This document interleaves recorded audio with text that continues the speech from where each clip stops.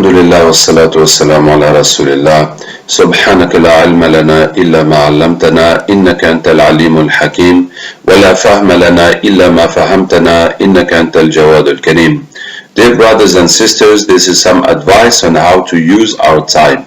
Actually, I have some difficulty with this subject because since I'm small, I have a phobia. I am afraid to reach the end of my life and to regret that I have not done what I could have done. So since I'm very small, I am working and trying to gain time as much as possible. For example, when I go to school, so I will try to walk as fast as possible, making big steps and making steps faster and faster as if I was running all the way to school. And that is the way I got used to walk up to now. So I cannot bear to walk slowly. I have to walk as fast as I can. And Alhamdulillah, that is good for your health because that your body will follow, your body will get used to this activity and this speed, and also your heart and your chest gets used to working strong, and that becomes the normal rate of your life. For example, and this is also a sunnah because Rasulullah sallallahu alaihi wasallam used to walk so fast that the Sahaba sometimes used to run to catch up with him. And also Sayyidina Umar radiallahu anhu, it is said, كان إذا مشى أسرع, when he used to walk he will be fast, when he speaks he will be hurt, and when he hits he hurts. So that is a good habit to always be speedy in your actions. A bad habit I used to have is to eat fast, and this is because since I am small I'm running after time, and this is not a good habit. It is better to eat slowly to feel the taste of the food. Also the eating slowly is part of the digestion, so it should not be missed. And also it is sunnah to eat slowly. So, but when gaining time, now you have to use the best part of your time as best as possible. For example, if you are a student, so when you are in class, you have to make sure you understand everything and you follow your teacher, and anything you don't understand you ask him, so that when the class is finished, everything is clear in your mind.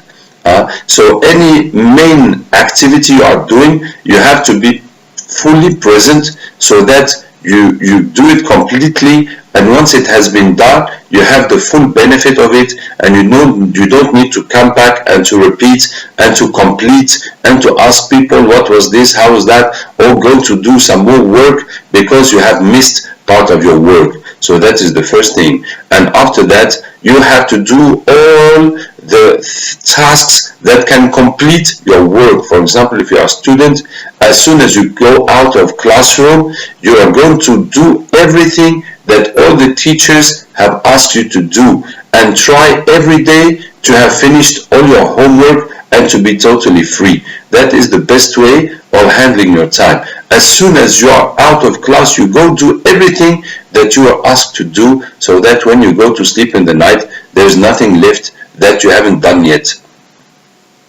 Same thing if it is your job, anything you can do to complete your job or to get more knowledge or to prepare tomorrow's job, so you do it. That is the first thing you are going to do. And then for religious activities, it is the same. As soon as you finish your religious activities, now you can spend this time to learn, to teach, to preach, to visit, to do any good deeds. So for example, I'll give you my example about learning. So Alhamdulillah, I learned Quran. I'm Hafiz, Alhamdulillah. I learned Quran on my own, and it took me 16 years to learn.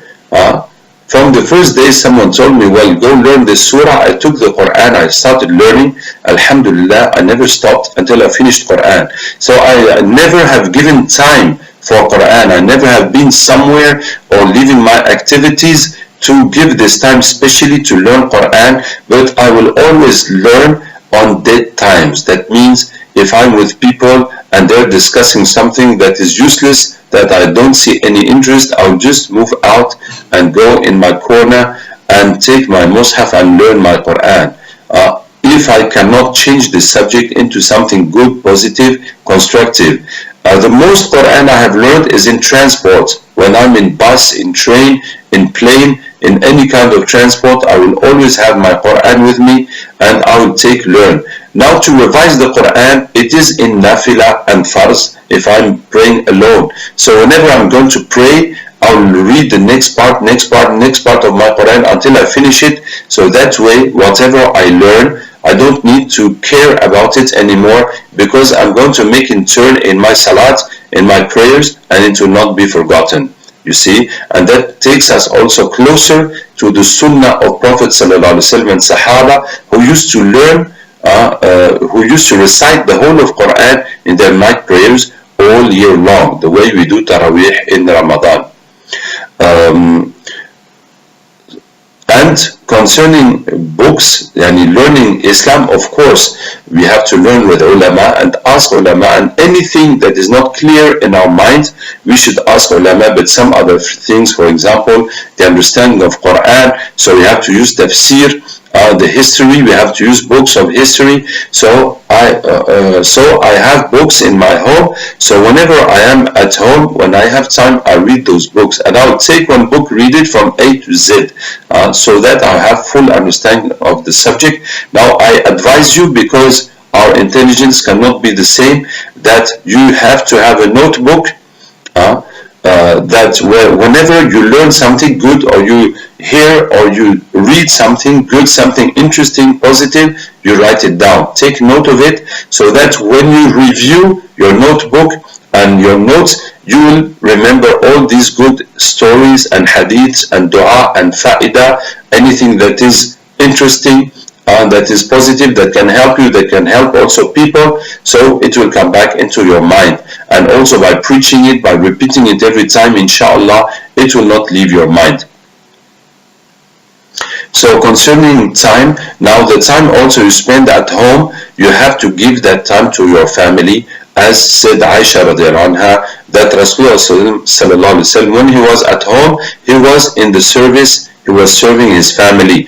Well, it does not need to be washing dishes or tidying up the house, but what is necessary is that the time you spend at home, you give it to your family, for teaching, for reminding, for reading hadiths, for giving advice, for listening to them, what happened in their house, helping them for the homeschool if it is your children, giving advice, telling stories, even playing with your children will be more interesting than watching TV, or than each one spending his time alone. Because when you play with your children, it will be educative, in the same time be teaching them, showing them good behavior, and also that will increase the love and brotherhood amongst you. And of course, if there is no children, if it is with your wife, spend the maximum time of taking benefit of this halal Allah Ta'ala has given you, instead of wasting your time in front of TV, because the shaitan makes effort for us to go to haram, and he also makes effort for us to leave your halal. So you have your wife here and you are wasting your time. No, go spend good time with your wife, to have plenty of fun and pleasure with her. It is better than wasting your time in other things. So dear brothers and sisters, actually I don't have a daily program to say that after subh we do that, this how we do that, but my base and my advice in handling time is not to waste any time, never waste any time. Don't spend time wasting. If there's good things you can do, you can learn, at least, if it is not that, at least learn Quran, learn things, worship Allah Ta'ala. You have a spiritual program in my book, the spiritual program, how to make your dhikr a tool of increasing iman, how to get concentration in salat, so that this salat will teach you ihsan, to worship Allah as if Allah is watching you. So if you have spare time, you can input and make effort to improve your relation with Allah Ta'ala. May Allah Ta'ala accept us and guide us and use us all for the good of His deen and His people. Wassalamu alaikum wa rahmatullahi wa barakatuh.